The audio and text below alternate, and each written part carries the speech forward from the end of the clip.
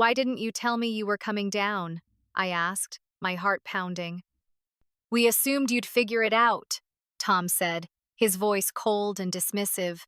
I sat there, alone and invisible, and suddenly, it hit me enough was enough. I was done. I had been looking forward to this vacation for so long. After a year of working tirelessly in my marketing job, I was excited for a break. John, my husband, invited me to join his family for a week-long getaway at a resort in the Florida Keys. The white sand beaches, the sound of the ocean waves, and the palm trees swaying in the breeze all promised a relaxing, peaceful time. I had imagined long walks on the beach, cozy dinners, and getting to know John's family better. I wanted to believe this trip could be the fresh start I needed with them. After all, this was my first time truly spending time with his family, and I hoped it would be an opportunity for us all to bond. But from the very first moment, something felt off. The first night, we went to a beautiful restaurant within the resort. The atmosphere was perfect, the setting almost too good to be true. John's family and I were supposed to sit down together at a large table the restaurant had set up for us. But just as I was about to sit next to John, his father, Tom, raised his hand. "Oh, there's been a mistake," he said, his voice cool and collected. "She'll need to sit at her own table." I stared at him, trying to process what I had just heard. "Excuse me?" I asked, almost whispering, thinking maybe I misheard. But I didn't. Tom didn't even look at me. "It's just how we do things," he said, as though that somehow explained everything. I turned to John, waiting for him to say something. Anything. Instead, he simply sighed, shrugged, and muttered, "It's just how they do things." My heart sank. I felt like I had been slapped in the face. Was this really happening? I tried to keep my composure, but the sting of rejection was already starting to burn. I was the new member of the family, and it was clear I wasn't welcomed. With no other option, I sat alone at the empty table, pretending everything was fine, but inside I was unraveling. The next morning, I woke up early, hoping that things would get better. I dressed in a light, casual outfit and made my way to the hotel restaurant for breakfast. I figured I'd join John and his family, but when I walked in, I was met with an empty space. I checked my Finino messages from John. No updates. I waited for nearly half an hour, growing more confused, before I finally found them. They were seated at a large table, all of them eating and laughing, acting like nothing was wrong, like I wasn't even there. "Why didn't you tell me you were coming down?" I asked, my voice quiet, barely above a whisper. Tom didn't even look up from his meal. "We assumed you'd figure it out," he said, as if it were no big deal. Karen, John's mom, didn't even glance up. She just took another sip of her coffee. "It's just how we do things." It was as though I wasn't part of their world. I stood there for a moment, trying to process what was happening, but the truth hit me hard. I wasn't wanted. I had no place here. John was already eating, acting like everything was perfectly normal. Was I invisible? I tried looking at him, hoping he would come to my defense, but he didn't. His eyes avoided mine, and all I could hear was the sound of the clinking silverware. The rest of the day went exactly the same way. Every time I sat down for a meal, I sat alone. Every group activity, I was left out. I found out they had gone on a private boat tour after seeing pictures on social media. When they went to a fancy wine tasting, I only realized when I saw them in the lobby, dressed up and heading out the door. No one bothered to tell me. No one cared. I tried talking to John about it later. "You could have texted me," I said, keeping my voice as calm as I could. But he just sighed, as if I was the one making things difficult. "It's just their way," he said again, that same tired phrase, as if it was supposed to make everything okay. By the fourth day, I was done. I had tried, I had hoped, but nothing was changing. They wanted me to be invisible? Fine, but they had no idea what was coming. I wasn't going to sit by and let them push me around any longer. I had my own way, too. That night, while they were out celebrating their perfect little family vacation, I went back to the hotel room and started making plans. I wasn't just going to sit at a separate table anymore. I was going to remove myself from the equation entirely, and they were about to feel the consequences of treating me like an afterthought. The following days passed in a blur of isolation. Every morning, I woke up with a sense of dread, knowing exactly how the day would unfold. No matter how hard I tried to tell myself it was all in my head, I couldn't shake the feeling that I wasn't wanted. John, my husband, seemed perfectly fine with everything. His indifference toward the way his parents treated me was suffocating. The worst part? He didn't seem to see the problem. I felt like I was in a nightmare I couldn't wake up from. The mornings were the worst. Every day, I would get up early, hoping that today would be different. I'd walk down to the restaurant in the hopes of joining the family, but they were already seated, already eating, and I would have to sit by myself at a table for one. The first time it happened, I thought maybe it was just a mistake, but by the third day, I realized it wasn't. The morning after the awkward dinner, I found them again, sitting down for breakfast, already laughing and chatting, completely unaware or maybe just unconcerned that I was missing. "Why didn't you tell me you were coming down?" I asked, trying to keep my voice steady. Tom barely glanced at me. "We assumed you'd figure it out," he said dismissively. Karen didn't even respond. She simply continued sipping her coffee, as if I wasn't there at all. The silence in my chest was deafening. I tried to speak to John about it later, but he always brushed me off. "It's just their way," he would say, his tone weary, as though I were the one making things difficult. His refusal to acknowledge how hurtful his family's behavior was crushed me a little more every time. Why couldn't he see it? Why couldn't he defend me? The days dragged on, and it seemed like every time I hoped for things to improve, they only got worse. We went on a family outing, but I soon found out that I wasn't invited. I stumbled across their group photos on Instagram later, all of them grinning from ear to ear, standing together in front of a boat, the sun shining brightly in the background. I felt my stomach churn. I hadn't been told about the boat tour, and no one had thought to invite me. I wasn't part of their group, not really. And then it happened again. They went on another activity this time, a wine tasting. I found out the same way by walking past them in the hotel lobby. They were dressed up, laughing and chatting as if everything was perfectly normal. When I asked John, he just shrugged, as if I should have known. "It's just their way," he repeated, the words coming out like an excuse he had said 1,000 times before. I couldn't stand it anymore. My emotions swirled anger, frustration, and deep, gnawing sadness. I had tried so hard to be a part of this family, to fit in, but it was clear that I was never going to be accepted. They didn't want me here. And worse, John didn't care. One evening, as they went out to dinner, I finally made up my mind.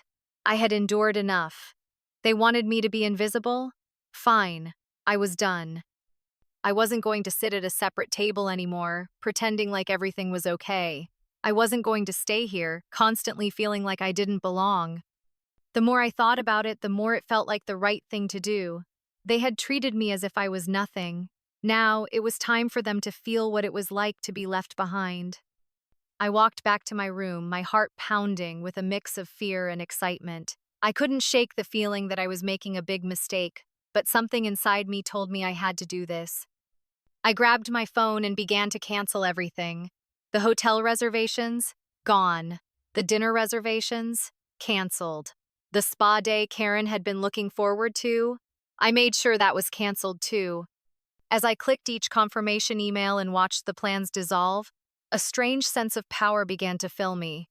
For once, I wasn't the one being left behind. This time, they would be the ones scrambling. When I was done, I packed my bags in a hurry, my hands trembling with the weight of what I was about to do. I couldn't believe I was actually going through with this, but there was no turning back now. I didn't want to be part of this toxic, suffocating family dynamic anymore. I grabbed the keys to the rental car and left the hotel. The air outside was warm, and the streets of the resort town felt strangely freeing as I drove away, the sun beginning to set over the horizon. I checked into a luxury hotel in Miami, a place where I could finally breathe. I ordered room service, relaxed by the beach, and let the waves wash away the anxiety I had been carrying. For the first time in days, I felt a strange sense of peace. The next morning, as I sipped my coffee on the balcony, I couldn't help but smile. I felt free. For the first time in days, the weight of the world seemed to lift from my shoulders. And then my phone buzzed. It was John. I let it ring. Then came another call from his mother, Karen. I ignored it, letting the silence fill the room as I stared out at the ocean. Minutes later, another call came through. It was John again. I let it ring. Then, finally, another text from him. "Where are you? What the hell is going on?" I smiled, a small, quiet victory building inside me. I wasn't going to answer his calls. Not yet. It was time for them to realize what I had been living through, time for them to understand what it felt like to be ignored, to be invisible. But as I let the messages pile up, I couldn't shake the feeling that something much bigger was coming. What would they do? How would they react when they realized what I had done? Would they even care? My heart raced with anticipation. The storm was coming, and I couldn't wait to see how they'd weather it. The hours following my departure from the resort were both surreal and liberating. I had just left everything behind, my bags packed in haste, reservations canceled, and a life I'd tried so desperately to build with John and his family shattered in an instant. As I sat on the balcony of my hotel in Miami, the calm waves lapping at the shore, a strange sense of peace washed over me. For the first time in days, I felt like I could breathe. I was free. But that peace didn't last long. My phone buzzed and my heart skipped a beat. It was John. I let it ring, refusing to pick up. A few seconds later, another text came in. "Where are you?" Then another, "What the hell is going on?" His frantic tone sent a shiver down my spine, but I didn't respond. I didn't want to face the chaos I had just set in motion. The room felt heavy as I stared out at the ocean, trying to steady my breath. Then came the texts from Karen. "This isn't funny, Emily. You've humiliated us. We're trying to figure this out." My pulse quickened. They were starting to panic. Good. I wasn't going to be their scapegoat anymore. Not after everything I'd endured. I tossed my phone on the bed, unwilling to give in. I had done what I needed to do. I had stood up for myself in the only way I could. But I knew they wouldn't just let it go. They were already making plans, trying to figure out how to undo what I had done. And I had no intention of making it easy for them. A few hours later, the phone rang again. I picked it up, this time feeling a cold sense of finality settle in my chest. "Where are you?" John's voice was sharp, almost desperate. "You can't just leave like this." I felt my heart race. I swallowed hard, trying to keep my voice steady. "I'm in Miami," I said, my tone calm. "I'm enjoying myself." There was a pause, and I could almost hear his confusion through the phone. "Miami? What the hell are you doing there?" "Having a good time," I replied, my lips curling into a small, ironic smile. I could almost hear him running his hands through his hair on the other end, trying to make sense of everything. "We had plans," he said, his voice tight with frustration. "You can't just leave and ruin everything. My parents, they're losing their minds. What did you think you were doing?" I stood up, walking toward the window. My reflection stared back at me, and for the first time, I saw someone who wasn't afraid anymore. "What did I think I was doing?" I repeated, the question lingering in the air between us. "I think I was standing up for myself, John. Something I should have done a long time ago." There was a long silence. I knew he was processing it. The realization was sinking in. I had been right. I wasn't imagining things. I had been treated like an outsider in my own marriage, and now I had forced them to see it. "Don't you get it?" he asked finally, his voice low. "You can't just destroy everything. You've left us stranded." "Stranded?" I laughed, the sound bitter and hollow. "You've been leaving me stranded for days, John, and I'm not going to keep pretending it's okay." He was silent again, and I knew that silence meant he was rethinking everything. But then, just as quickly, he snapped back into his old patterns. "This is insane," he muttered. You need to come back. Now. I shook my head, my grip tightening on the phone. No, John, I'm not coming back. I think I've already fixed it. Before he could say anything more, I hung up. The click of the line going dead was the final nail in the coffin of my marriage. It was over. I had made my decision, and I wasn't turning back. But as soon as I set the phone down, the reality of what I had just done hit me like a wave.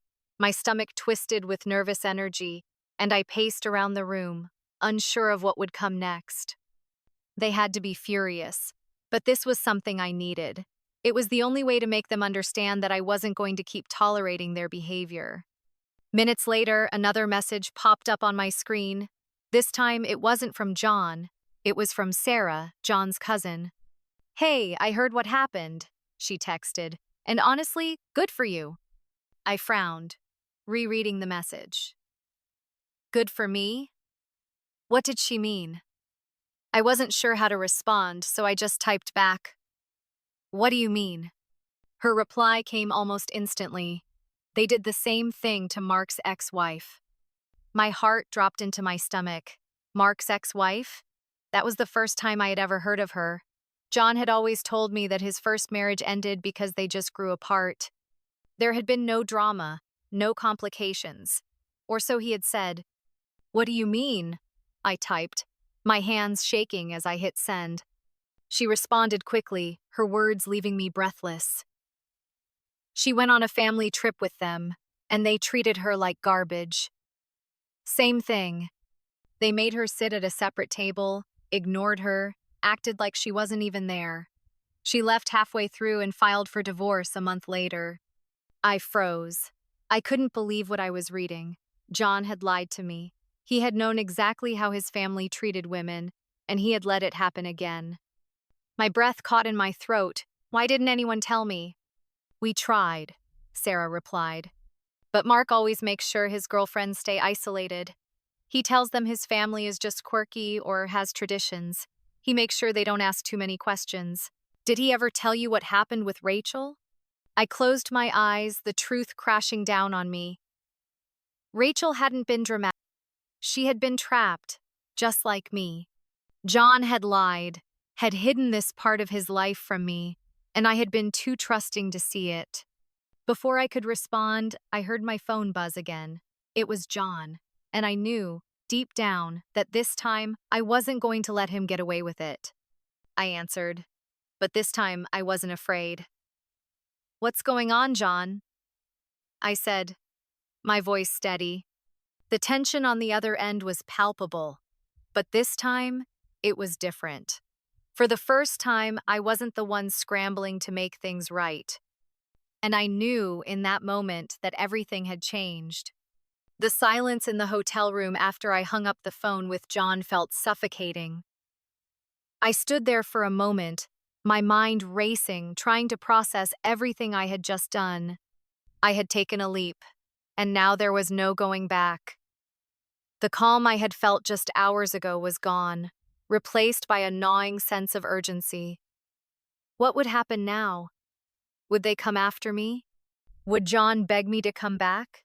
The thought of going back to him, back to that suffocating, unacknowledged place, made my chest tighten. I knew deep down that there was no turning back, but the uncertainty of it all made my heart race.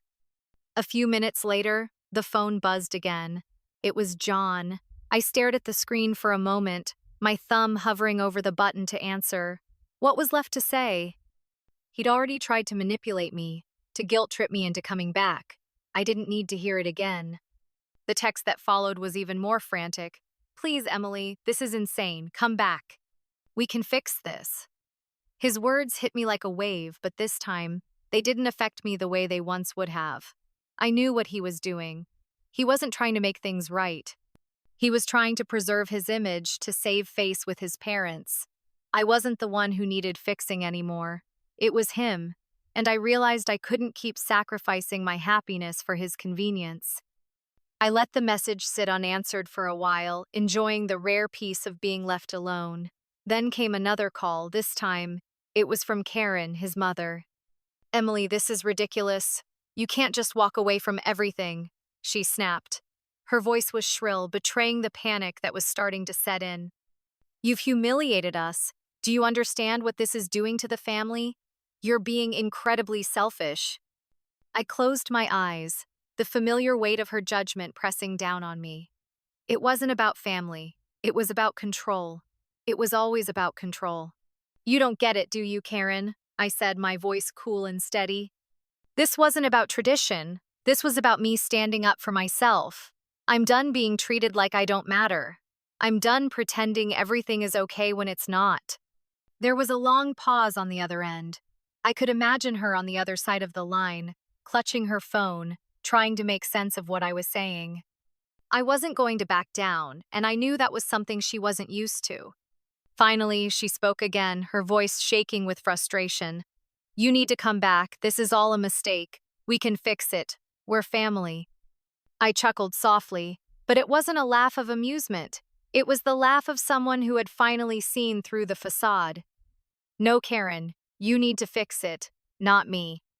I ended the call before she could say anything else. My heart was pounding, but for the first time I felt in control. I wasn't running away. I wasn't hiding from them. I was making a choice. I was choosing myself.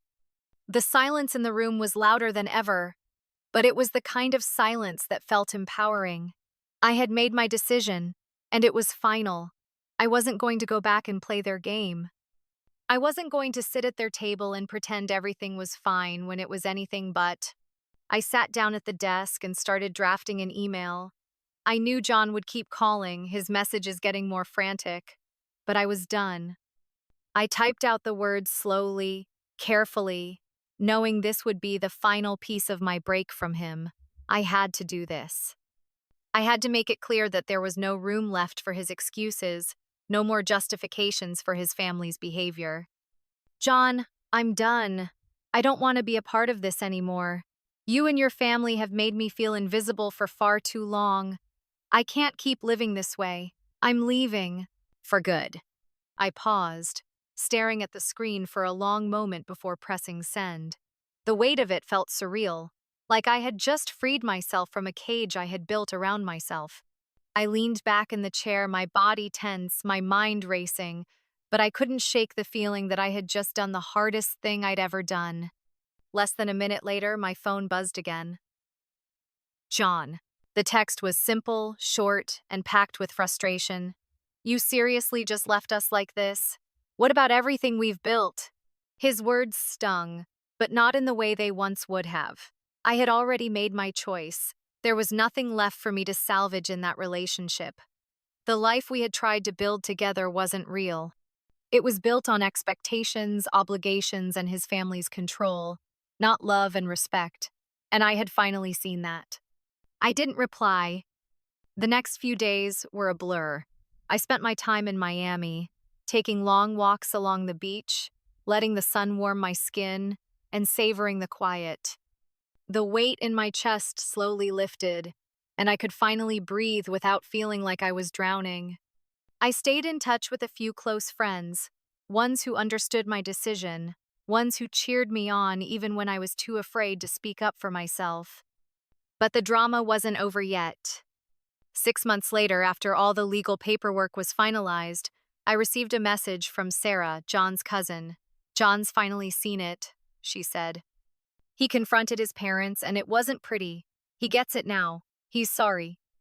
I sat there, staring at the message. Part of me wanted to respond, to tell him how much I appreciated the apology. But I didn't. I had moved on. I was free, and that was all I needed. I didn't need his sorry. I didn't need anything from him anymore.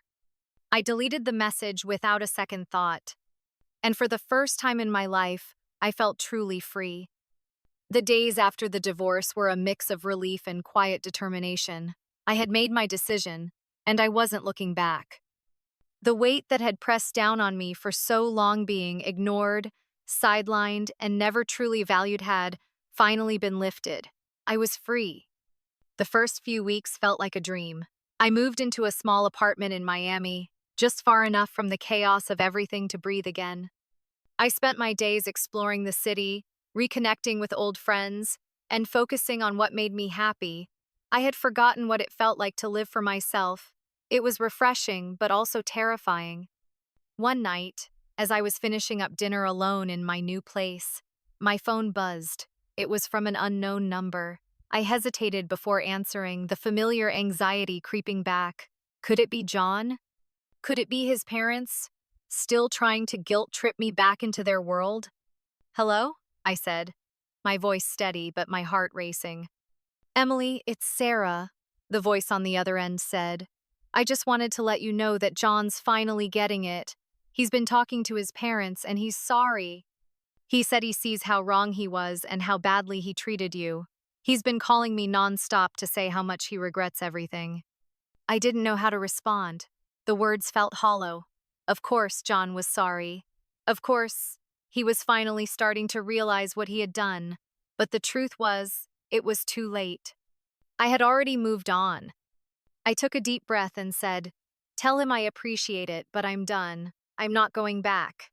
Sarah didn't say much after that. I could hear the sadness in her voice, but she understood.